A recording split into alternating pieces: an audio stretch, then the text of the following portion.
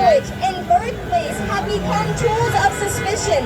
That's not just wrong, it's unconstitutional.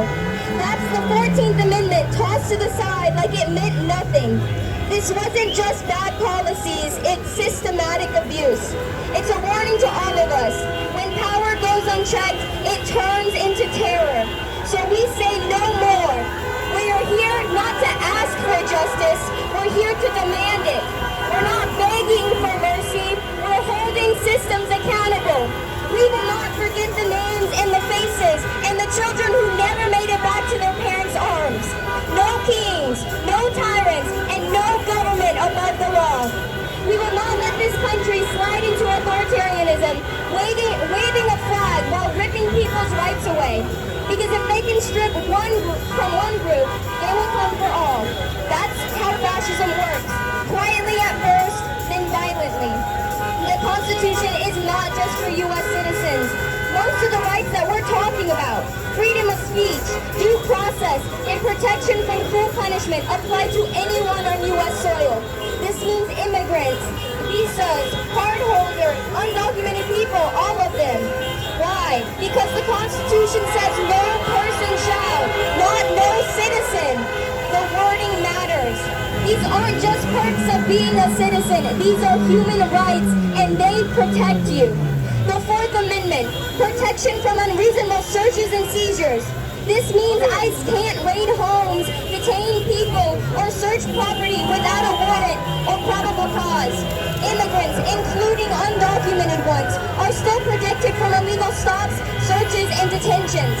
Our Fifth Amendment, right to due process. No person shall be deprived life, liberty, or property without due process of law.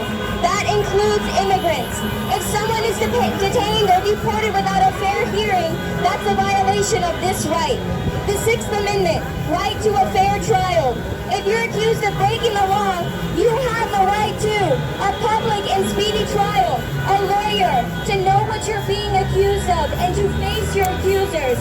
Many asylum seekers and immigrants never get these rights before being detained or deported. That's not just unjust, that's unconstitutional. The 14th Amendment, equal protection under the law. No state shall deny to any person within its jurisdiction the equal protection of laws. Not any citizen, any person. That means laws must treat everyone equally, regardless of their immigration status. So when ICE detains someone for speaking Spanish, or being in the wrong neighborhood, or looking a certain way, that's racial profiling. That's discrimination, and it's a violation of equal protection. ICE's actions aren't just wrong, they're illegal. Immigrant rights are human rights, and the Constitution protects us all. Not just the privileged, not just the powerful, not just the citizens. When ICE targets people based on their appearance, language, or origin, it raises huge constitutional red flags because the 4th, 5th, and 14th Amendments don't protect citizens, they protect people. If someone is detained without probable cause, that's unconstitutional. If they don't get a hearing, that's unconstitutional. If they are profiled based on their race or accent, that's not just wrong, it's illegal. And the courts agree. Look at the Supreme Court case, Morales v. Chad Wolf in 2020, for example.